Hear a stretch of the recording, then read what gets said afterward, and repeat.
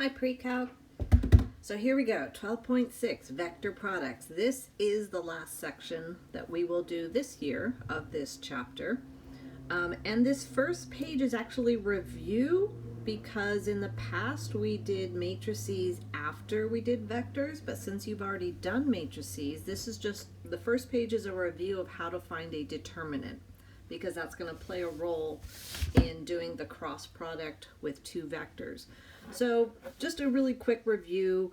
Every square matrix has a determinant, and we already know square matrix, what that is: equal rows, equal columns. You can use, we've already seen how you can use determinants with Cramer's rule to solve systems of equations. We will be using it to find something called a cross product.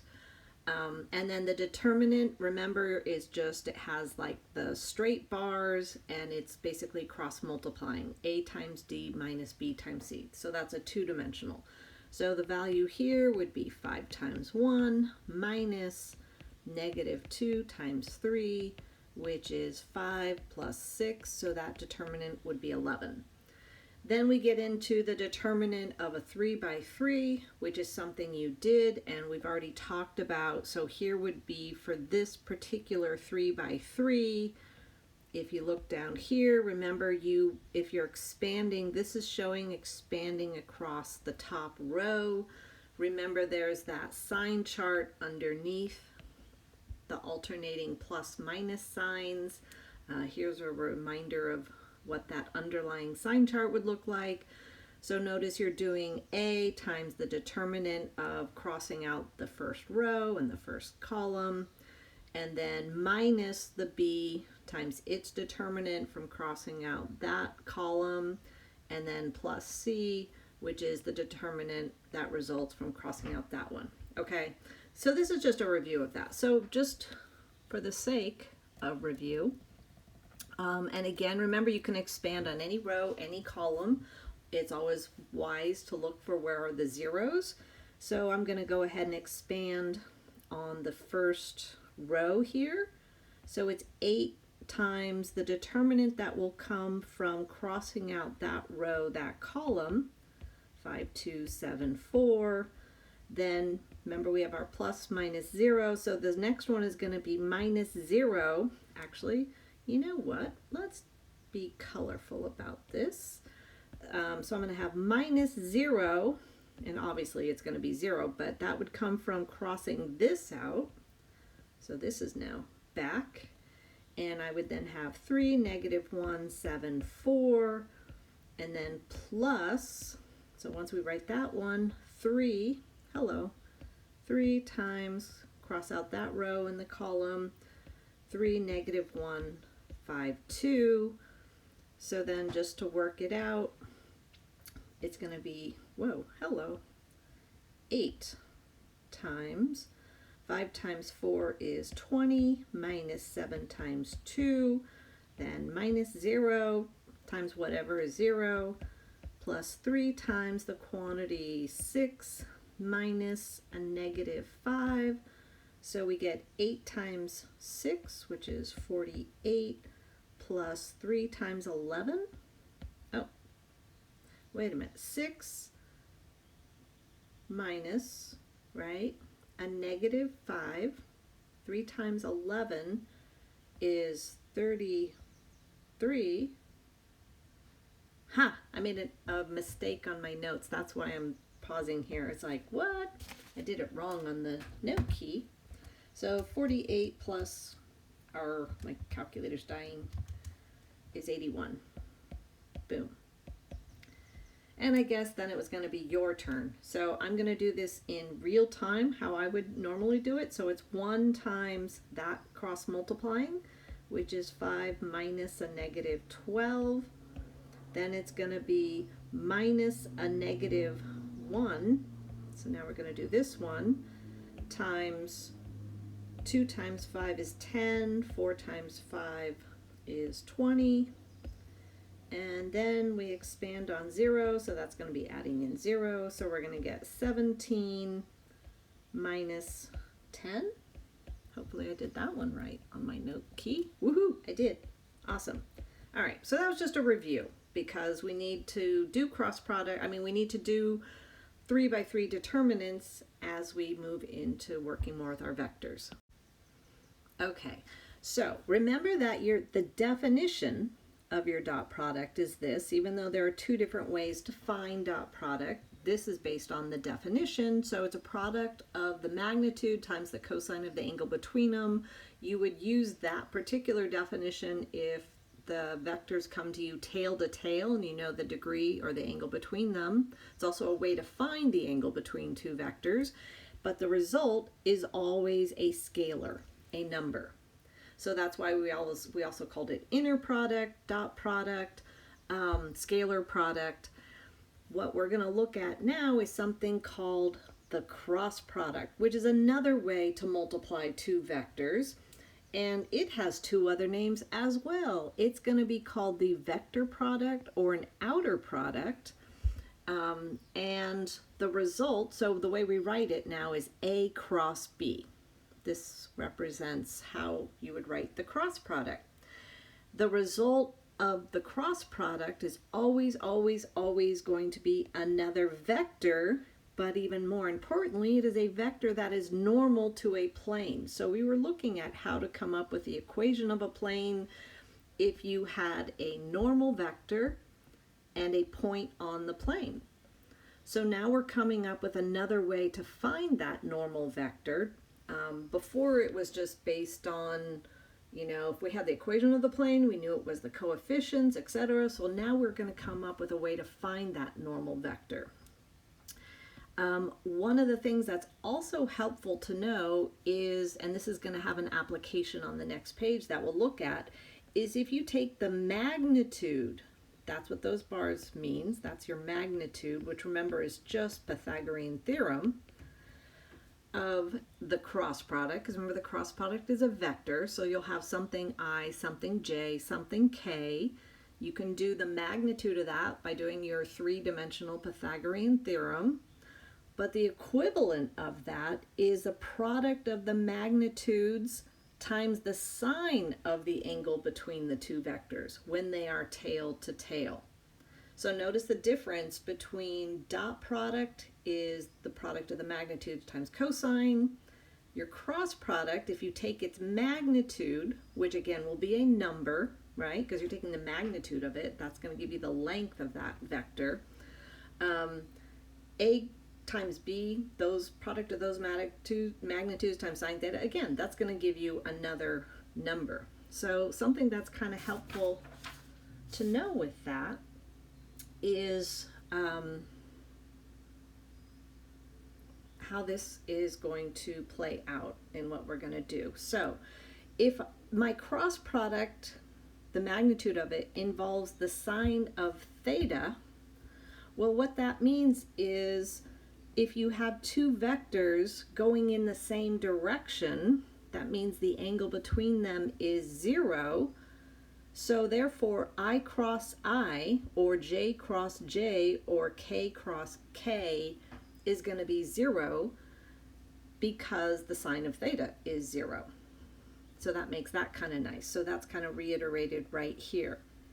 Now these other cross product vectors, oh my gosh, I can't do this through a video, so this is going to be kind of interesting. We know that this is I, we know that this is j, we know in this direction is k. There is something called a right-hand rule, and I can't, my video only shows this, so we're not live.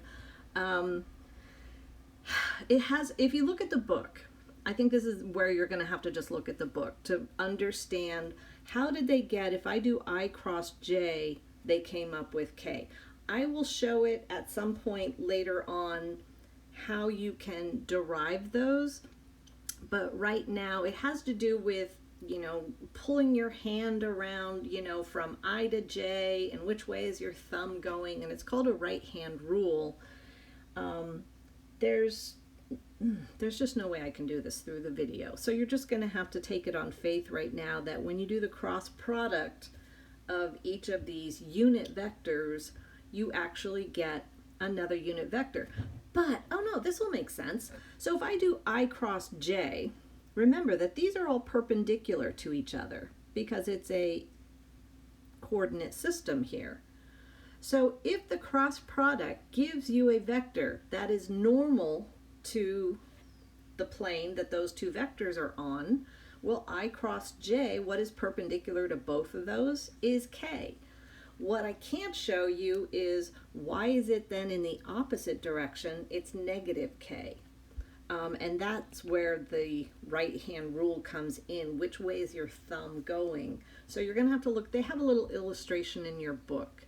But for right now, you're just going to have to notice I cross j is k, j cross k is I. Circling around, k cross I is j. But in these other directions, you get the opposite. It's still normal. It's just going in the opposite direction. Okay, so I don't think it's going to be too important moving forward that you have that memorized, so don't worry about it. Let's go ahead and find our cross product. So in order to find a cross product, so we have a vector here. Here's vector A. Here's vector B. I'm about to sneeze, so sorry, I'm kind of pausing. Here it comes. I don't know how to explain everything, sorry. Chew. Okay, done. Oh, that feels good. All right. So what you're going to do is you're going to set up a 3x3 determinant, even though there's only two vectors, where the top row is going to represent your unit ijk vectors. And then here we have vector A in this row. Here we have vector B in this row. And we are going to then find a 3x3 determinant based on that. So since you guys have already done 3x3 determinants, I really can probably just jump down to the end of this, but I'll work it through. So the first one, we're going to expand for I. And you do it the same way we always do. So I cross all this out, and I get it's going to be negative 2 times 1 minus 6 times 3, I. So that would be the coefficient that would go on the I vector. Then we know the second one, I'm going to expand on j. Remember that it has the negative sign in front of it. So this will be 4 times 1 minus 6 times a negative 2, j, and I have to put a minus in front of all of that. And then we expand along k, so that's going to be, cross this row out, coefficient will be 12 minus negative 2 times negative 2 is 4, k, and then you put it all together. So I kind of boiled it down here. Notice that this one will have a negative in front, this one will be positive, and you then just evaluate your different 2x2 determinants. So I get negative 2 minus 18 is negative 20i. And sorry, I'm just scrolling down here. Minus, let's see, 4 minus a negative 12, so that was 16, so minus 16j. And then we have 12 minus 4 is 8, so this gives me 8k. And that would be a vector that is normal. So if this was A and this was vector B, whatever plane, because it just takes 3 points to make a plane, remember good old geometry, this right here would be the normal vector. That would be the result of the cross product, which again, I hate writing all those little ijk's. You can write it as negative 20, negative 16, 8.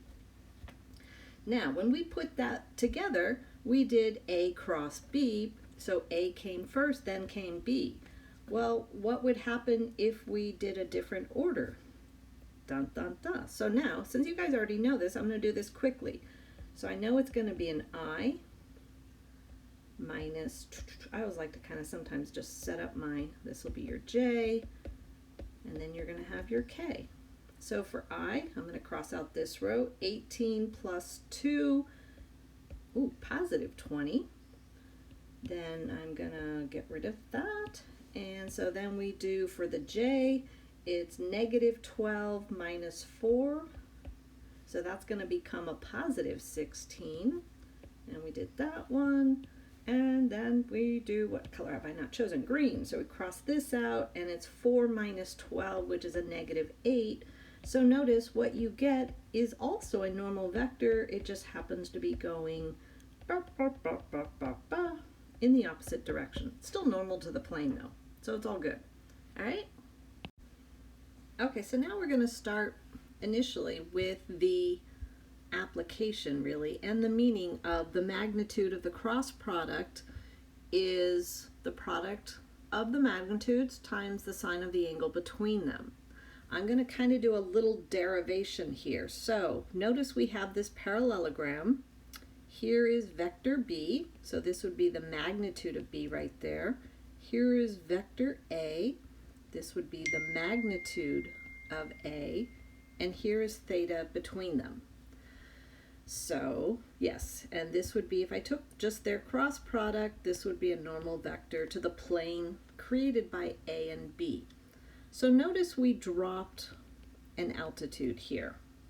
So I know that this represents the height in that parallelogram. I know that the sine of theta is the opposite over the hypotenuse, which in this case is the magnitude of B. So H equals the magnitude of B times sine theta. And we can then utilize that. We know that the area of a triangle is 1/2 base times height, and in this case the base is the magnitude of A, that length, and the height now is the magnitude of B sine theta. That would be the area of a triangle. If you just wanted the area of the parallelogram, you would drop the 1/2,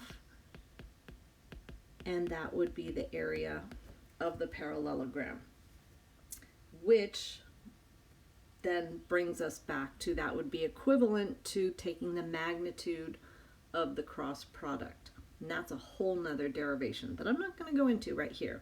And just to let you know, I did put the derivation of the dot product up in School Loop. I think it's under notes. So take a look at it. It's pretty daunting, but it's fun to do. Okay, so we want to find the area of a triangle with these 3 vertices. So we have, I'm going to kind of give a little diagram here. We have, here's point A, point B, and point C. So those 3 points make up a triangle. And I want to find the area of that triangle. So what you're going to do is you're going to first choose what I call an anchor point. So choose an anchor point. I'm going to choose point A. So A is going to be the tail of the vector AB and the vector AC. So this is vector AB from A to B, the displacement vector. This would be the displacement vector AC. Once I have that, then I'm going to take the cross product of those 2 displacement vectors, and I can then find the magnitude of that and half of that. All right, so that's kind of what we're going to go through the process. So vector AB, remember, is going to be B minus A when you're doing your displacement vectors. So I'm going to now turn these into vectors. So B minus A, -3 plus 5 is 2, and then 2 minus 5, and then 7 minus 5, and that would be the vector from A to B. The displacement vector from A to C is going to be C minus A, and so that's going to be 1 minus a -5, 12 minus 5, which is 7, and 6 minus 5, which is 1. So there's my 2 displacement vectors, and I want to find their cross product. So we draw ourselves a little determinant. Here's I, J, K, my unit vectors. Again, it doesn't matter which one you put first.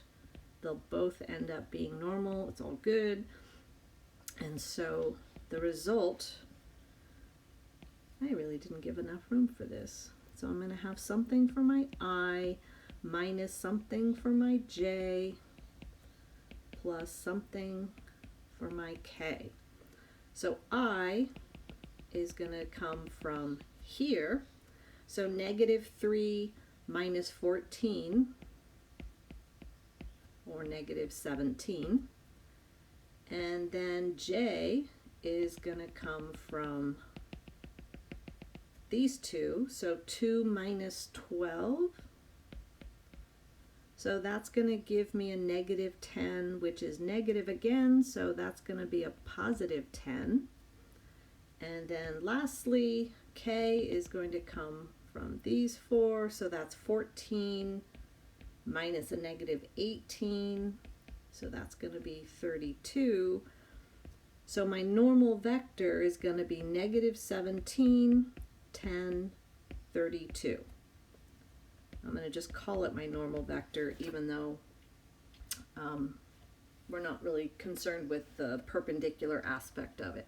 So there's the cross product of those. I want to find the area of the triangle created by them. So the area is going to be 1/2 the magnitude of the cross product.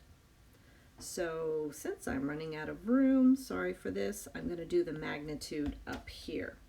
So the magnitude of what we called n is going to be 17 squared plus 10 squared plus 32 squared. Because you're doing a Pythagorean theorem, it's always going to be a positive number. And when you work that out, you will get a decimal of 37.59. And since we want just the area of the triangle, it's going to be half of that. So that's 18.79. Do I have any units? Nope. So units squared. So that would be an application. If I wanted a parallelogram that was related to that, obviously you would just kind of, how do I do this? This would come out. That would be like a parallelogram associated with that. You wouldn't do the 1/2. All right. Now, we are now going to build on something that we did. We did planes in space using, if you had the normal vector and a point on a plane, you could come up with the equation of a plane in space. And it's going to be, so now you're going to get a different method for doing that. It all depends on how the information comes to you a lot of times. So now, and let me just remind you that the equation of a plane is ax plus by plus cz equals d, where the normal vector is the same coefficients. And then you just choose a point on the plane to plug in to solve for d. So we have here A, B, C. We have 3 points that I called A, B, C. All right, whatever. Why didn't I just call it, this was P1 in our little diagram. This is P2, and P3 is here. So again, I'm going to go with this diagram, and I'm going to choose P1 as my anchor point, and I need to come up with these displacement vectors. So the vector P1 to P2, again, is P2 minus P1. So as you go through, P2 negative 3 plus 5,